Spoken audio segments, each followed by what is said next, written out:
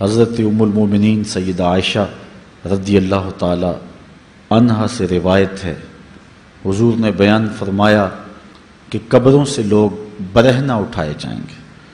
تو عرض کی حضور پھر ایک دوسرے سے شرم نہیں آئے گی؟ تو حضور نے فرمایا عائشہ معاملہ اس سے بھی سخت ہے، مطلب کیا؟ کسی کو ہوش رہا ہوگا تو شرم آئے گی، ہر شخص کو اپنی جان کے لالے پڑے ہوں گے، اور وہ دن 50,000 سال پر مشتمل ہوگا۔ ہر بندہ اپنے اپنے گناہوں کے مطابق پسینے میں شرابور ہوگا، کوئی گھٹنوں تک، کوئی ٹخنوں تک، کوئی کمر تک، کوئی کندھوں تک، کسی کو پسینے کی لگام دی جائے گی اور کوئی پسینے میں ڈوبا ہوا ہوگا، اور وہ اس طرح کا پسینہ نہیں ہوگا، اتنا گرم ہوگا کہ اگر اس کا ایک قطرہ احد پہاڑ پہ رکھ دیا جائے تو پگھل جائے، اور اتنا بدبودار۔ ابن رجب حنبلی نے لکھا ہے اس کا ایک قطرہ اب دنیا پہ ڈال دیا جائے تو اس سے اتنی بدبو پھیل جائے، انسان تو انسان رہے، جانوروں کے دماغ بھی پھٹ جائیں۔ تو یہ دن انتہائی سخت ترین دن ہوگا بدکاروں کے لیے، نافرمانوں کے لیے، کافروں کے لیے، مشرکوں کے لیے، منافقوں کے لیے۔ لیکن جن لوگوں نے اپنی زندگی کو اللہ اور اس کے رسول کی یاد میں بسر کیا ہوگا، قیامت کے دن جب لوگ سخت پریشانی کے عالم میں ہوں گے، اللہ تعالیٰ جل شانہ ان کو اپنے عرش کا ٹھنڈا سایہ نصیب فرمائے گا۔ حدیث میں 7 اشخاص کا تذکرہ بھی آتا ہے اور 3 اشخاص کا ذکر بھی آتا ہے۔ جن 7 اشخاص کا ذکر ہے وہ صحیح بخاری اور صحیح مسلم میں ہے۔ حضور نے فرمایا اس دن جب کوئی سایہ نہیں ہوگا، 7 اشخاص کو اللہ تعالیٰ اپنے عرش کا ٹھنڈا سایہ بخشے گا۔ ان میں سے پہلا عادل حکمران ہے، دوسرا وہ جوان جس کی جوانی اللہ کی یاد میں گزری، عبادت میں بسر ہوئی، تیسرا وہ شخص کہ جس کا دل مسجد کے ساتھ لگتا ہے، چوتھا وہ شخص جس کو کسی عورت نے دعوت گناہ دی یا کسی عورت کو کسی مرد نے دعوت گناہ دی تو اس نے جواب میں کہا میں اللہ سے ڈرتا ہوں، اور پانچواں وہ شخص کہ جس نے مخفی انداز سے صدقہ کیا کہ جو دائیں ہاتھ نے خرچ کیا بائیں کو اس کی خبر نہ ہوئی، اور چھٹا وہ شخص کہ جو 2 لوگ اللہ کے لیے پیار کرتے ہیں اور اللہ کے لیے آپس میں جدا ہوتے ہیں، اور 7واں شخص کہ جس نے تنہائی میں بیٹھ کے اللہ کا ذکر کیا اور اس کی آنکھوں سے آنسو بہہ نکلے۔ تو یہ 7 اشخاص قیامت کے دن عرش الہی کے گھنے سائے تلے ہوں گے، اور انہیں حوض کوثر کا جام دیا جائے گا، اور جسے حوض کوثر کا جام عطا کر دیا جائے گا 50,000 سالوں پر مشتمل اس ایک دن میں اس کو دوبارہ پیاس نہیں لگے گی۔ تو وہ دن انتہائی سخت دن ہے، اللہ تعالیٰ اس کی سختیوں سے ہمیں محفوظ فرمائے۔ قیامت بہرحال قائم ہوگی، اور اللہ تعالیٰ قرآن مجید میں ارشاد فرماتا ہے اذا زلزلت الارض زلزالها واخرجت الارض اثقالها وقال الانسان ما لها یومئذ تحدث اخبارها۔ جب زمین تھر تھر کانپنے لگے گی تو پھر حال یہ ہوگا کہ انسان پکار اٹھے گا کہ اس کو کیا ہو گیا، اور اس دن زمین ہر خبر بتا دے گی۔ آج زمین کے جس گوشے اور ٹکڑے پہ بندہ داد عیش دیتا رہا ہے، گناہ کرتا رہا ہے، دروازے بند کر کے لوگوں کی نگاہوں سے چھپتا رہا ہے، لیکن قیامت کے دن زمین سلطانی گواہ بن جائے گی، اور جو کہا ہر شے سامنے آ جائے گی۔ اسی طرح جو نیکی جہاں بھی کی ہے وہ بھی قیامت کے دن سامنے آ جائے گی۔ قیامت قائم ہونے سے قبل کچھ نشانیاں ظاہر ہوں گی جو حضور علیہ السلام نے بیان فرمائی۔ قیامت کب قائم ہوگی اس کے وقت کا تعین نہیں فرمایا، بلکہ جب بھی آئے گی اچانک آئے گی، لیکن اتنا بتایا کہ دن جمعۃ المبارک کا ہوگا اور عاشورے کا دن ہوگا، 10 محرم الحرام کی تاریخ ہوگی، اور شام کے میدان میں میدان محشر لگے گا۔ اسرائیل علیہ السلام سور پھونکیں گے اور اس کی آواز سے پہلے تو خوف پیدا ہوگا، پھر خوف بڑھتا جائے گا اور آواز بھی تیز ہوتی جائے گی، اس کی تیزی اور ہولناکی ایسی ہوگی کہ کانوں کے پردے پھٹنے لگیں گے، پھر اس کے بعد جو ہے وہ ہر شے اڑنے لگے گی۔ اللہ تعالیٰ جل شانہ نے سورہ الواقعہ کے اندر پہاڑوں کی حالت کو بیان کیا ہے۔ جب سور پھونکا جائے گا، قیامت واقعہ ہوگی، تو فرمایا کہ پھر تم اس طرح ہو جاؤ گے جس طرح کہ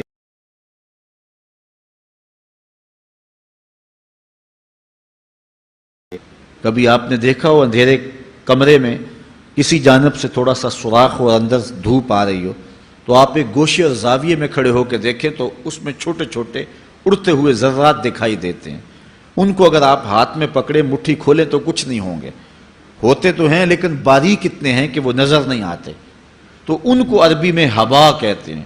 اللہ تعالیٰ ارشاد فرماتا ہے یہ بڑے بڑے پہاڑ، یہ K2، یہ ماؤنٹ ایورسٹ، یہ جو ہے وہ بڑے بڑے عالی نصب پہاڑ اس طرح ریزے ریزے اور ٹکڑے ٹکڑے ہو جائیں گے جس طرح روزن کی روشنی کے اندر چھوٹے چھوٹے باریک اور مہین ذرے ہوتے ہیں جن کو تم تھامو پکڑو تو تمہارے ہاتھ میں تمہیں دکھائی نہیں دیتے، صرف دھوپ میں دیکھتے ہو۔ تو اس طرح یہ پہاڑ اتنے باریک حصوں میں بٹ جائیں گے، وہ اتنا زوردار جھٹکا ہوگا اور انسانوں کو وہ جھٹکا زمین سے کھینچ کے باہر لے آئے گا۔ جتنے بھی قبروں میں گڑے ہوئے مردے ہوں گے، جب وہ جھٹکا آئے گا جس کو اللہ تعالیٰ نے ارشاد فرمایا اذا زلزلت الارض زلزالها واخرجت الارض اثقالها، زمین سارے بوجھ اگل دے گی، حتیٰ کہ درخت جڑوں سمیت باہر آ جائیں گے، پہاڑ اپنی تمام تر قوتوں سمیت جڑوں سمیت باہر آ جائیں گے، اور جتنے بھی زمین کے اندر دفینے اور خزانے ہیں سب باہر آ جائیں گے، قبروں میں گڑے ہوئے مردے بھی باہر آ جائیں گے، پھر اس کے بعد ٹوٹ پھوٹ کا شکار ہوں گے، پوری کائنات موت کی آغوش میں چلی جائے گی۔ یہ قیامت کا دن بہرحال قائم ہوگا۔ کافر کہتے تھے کہ جس قیامت سے ہمیں ڈراتے ہو وہ لاؤ کہاں ہے، تو ان کے مطالبے پہ فوراً قیامت قائم تو نہیں کی جا سکتی تھی۔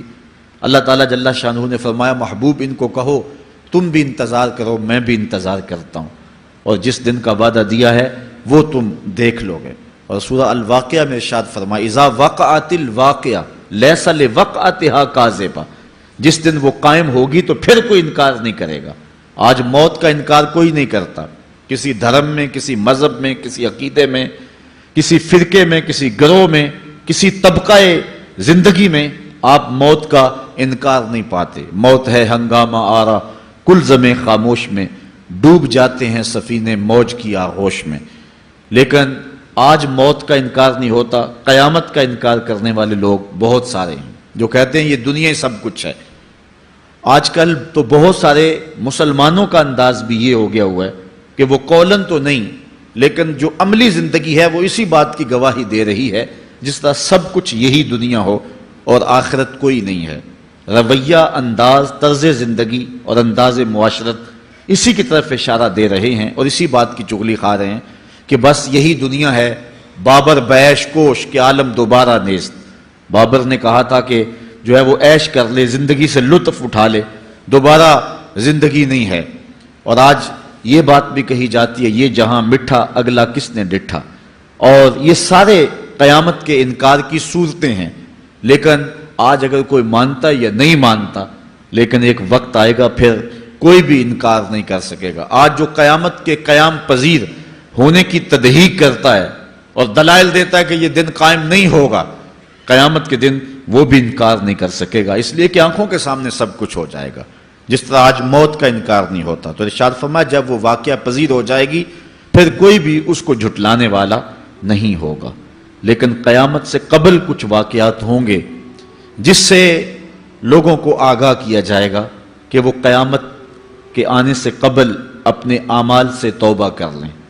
آج تو توبہ کا دروازہ کھلا ہے، لیکن قرب قیامت میں سورج مغرب سے دوبارہ طلوع ہو جائے گا، جو ہی غروب ہوگا، غروب ہونے کے بعد دوبارہ طلوع ہو کے عصر کے وقت پہ آ جائے گا، اور پھر اس کے بعد دوبارہ غروب ہو جائے گا۔ تو یہ قیامت سے 40 سال پہلے ہوگا، اس کے بعد توبہ کا دروازہ بند کر دیا جائے گا۔ اگر کوئی توبہ کرے گا بھی تو قبول نہیں ہوگی۔ آج ہمیں موقع دیا گیا ہے کہ مرنے سے 1 سال پہلے بھی توبہ کر لیں، 1 مہینہ پہلے بھی توبہ کر لیں، موت سے 1 دن پہلے بھی توبہ کر لیں، 1 گھنٹہ پہلے بھی توبہ کر لیں، 1 لمحہ پہلے بھی توبہ کر لیں۔ اللہ تعالیٰ یہ نہیں دیکھتا کہ اس کی ساری زندگی گناہوں میں گزری ہے، وہ دیکھتا ہے میرا بندہ آخر میری چوکھٹ پہ آ گیا، وہ پچھلے سارے گناہ معاف فرما دے۔ بلکہ حضور علیہ السلام نے صحابہ کو ایک مثال سے سمجھایا کہ ایک آدمی جنگل میں سفر کر رہا تھا، اونٹ کے اوپر اس کا سامان بھی تھا، اس کی ضروریات زندگی بھی تھیں، اس کا توشہ بھی تھا، کھانا پینا بھی تھا، خود بھی سوار تھا۔ چلتے چلتے جنگل میں کسی درخت کے ساتھ اپنا اونٹ باندھ کر کے وہ دوپہر کاٹنے کے لیے، سستانے کے لیے وہاں کچھ دیر کے لیے رکا۔ نیند آئی، تھوڑی دیر کے بعد جب آنکھ کھلی تو کیا منظر دیکھتا ہے کہ اونٹ نہیں ہے، اس کے اوپر ہی اس کا سامان ہے، زیادہ سفر ہے۔ اب صحرا میں اونٹ کا کھو جانا گویا زندگی کا کھو جانا ہے۔ اس بات کا ادراک وہ لوگ رکھتے ہیں جنہوں نے صحراؤں کا سفر کیا ہے۔ ہمارے اگر یہاں اس شہری آبادی میں، ہمارے اس ملک میں اگر کوئی شخص جو ہے وہ قافلے سے بچھڑ جائے، پیچھے رہ جائے تو وہ بات اور ہے۔ یہاں انسانی آبادی ہے، اور جنگلوں میں، صحراؤں میں جہاں کئی کئی 100 میل تک کوئی انسانی اور حیوانی آبادی نظر نہیں آتی، تو وہاں سواری کا اور توشہ سفر کا جو ہے وہ ہٹ جانا اور جدا ہو جانا اور گم جانا، یہ سیدھی سیدھی موت ہے۔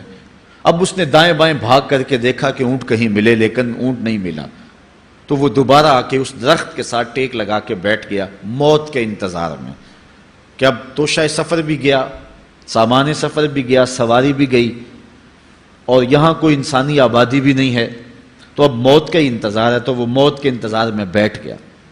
اچانک اس کو نیند آ گئی، تھوڑی دیر کے بعد آنکھ کھلی تو اس نے کیا منظر دیکھا کہ اونٹ جو ہے وہ اس کے پاس کھڑا ہوا ہے اور ماں ساز و سامان کھڑا ہوا ہے۔ تو پھر اس کو اتنی خوشی ہوئی، اونٹ کیا ملا، زندگی مل گئی۔ اس نے کہا اللہم انت عبدی وانا ربک، اے اللہ تو میرا بندہ اور میں تیرا رب۔ کہنا اس نے یہ تھا اے اللہ میں تیرا بندہ اور تو میرا رب، لیکن فرحت و مسرت سے، وفور خوشی سے اس کی زبان بل کھا گئی، اور اسے خوشی میں ہوش ہی نہ رہا کہ میں کیا کہہ رہا ہوں۔ وہ کیا کسی نے کہا تھا کہ جب بھی تیری قربت کے امکان نظر آئے ہم اتنے خوش ہوئے کہ پریشان نظر آئے، یا وہ کسی نے کہا تھا کسی کے آنے سے ایسے ہوش اڑے ساقی کے، شراب سیخ پہ ڈالی اور بوتل میں کباب۔ تو کبھی ایسا بھی ہو جاتا ہے کہ انسان وفور مسرت کے اندر جو کہنا ہوتا ہے اس کے برعکس کوئی بات کہہ دیتا ہے، یہ اس کی خوشی کی انتہا کی کیفیت ہے۔ تو اس نے کہا اللہم انت عبدی وانا ربک، اے اللہ تو میرا بندہ اور جو ہے وہ میں تیرا رب۔ یہ جوش مسرت سے یہ بات اس کے منہ سے نکلی۔ حضور نے صحابہ کو فرمایا صحابہ بتاؤ اس بندے کو کتنی کو خوشی ہوئی ہے؟ صحابہ نے عرض کی حضور بہت زیادہ خوشی ہوئی ہے۔ تو حضور علیہ السلام نے فرمایا جب کوئی بندہ توبہ کر کے مالک کی دہلیز پہ پلٹ آتا ہے اللہ تعالیٰ اس سے بھی زیادہ خوش ہوتا ہے کہ یہ میرا بندہ میری دہلیز پہ آ گیا ہے، یہ توبہ کے دروازے پہ آ گیا ہے۔ تو اس لیے قیامت سے قبل توبہ کا دروازہ کھلا ہوا ہے، لیکن 40 سال قبل توبہ کا دروازہ بند ہوگا، سورج مغرب سے طلوع ہوگا۔